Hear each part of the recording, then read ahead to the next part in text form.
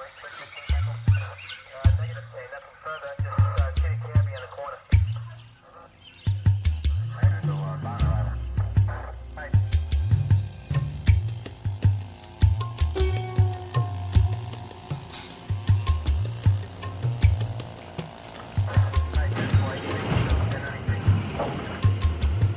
the guns to be beagle, to the skulls of Dr. Falk. That it's a crook. Well, I'm not a crook.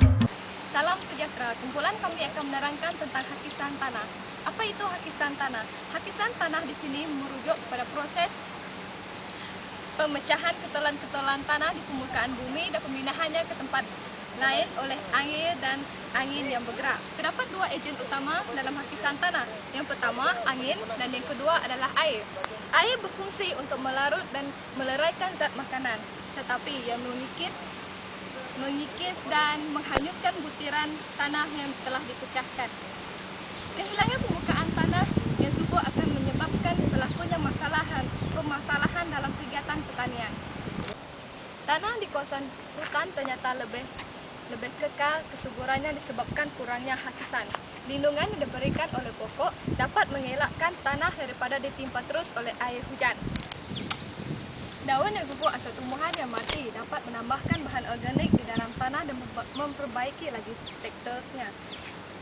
Proses pengemburan tanah dapat membantu menyerap air dan mengurangkan lapisan permukaan serta hakisan. Terima kasih.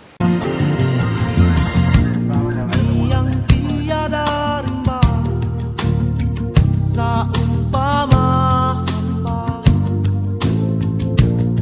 dia dicemar manusia yang jahil ketawa.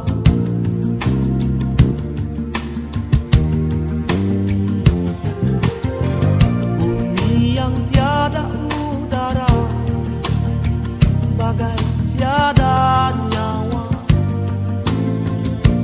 pasti hilang suatu hari tanpa disadari. La la la,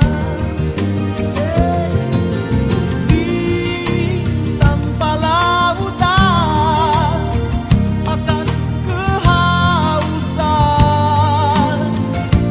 pasti lambat laun hilang duniaku yang malang.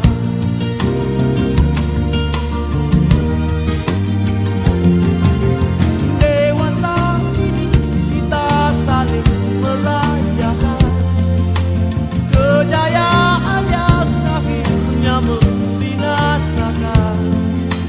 Apalah gunanya kematangan pikiran bila di jiwa kita masih lagi.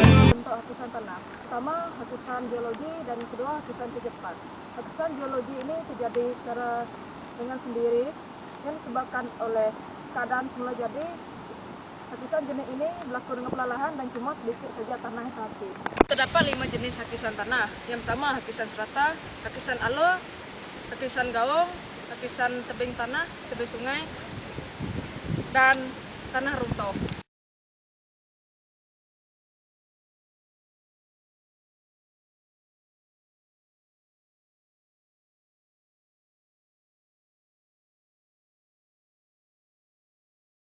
Muda dan mentah kulihat hijau. La la la la. Terdapat berbagai langkah untuk mengurangkan kadar hakisan yang berlaku. Antaranya adalah dengan membina teres. Seperti yang anda dapat lihat di sebelah sana. Teres dibina untuk mengurangkan hakisan di mana ia membantu air mengalir dengan lebih perlahan. Selain daripada itu juga, antara langkah untuk mengatasi sisa tanah dan dengan menanam pemakan tanaman permukaan untuk bumi, contohnya seperti tanaman jagung dan tanaman-tanaman lain yang membantu untuk menyerap air.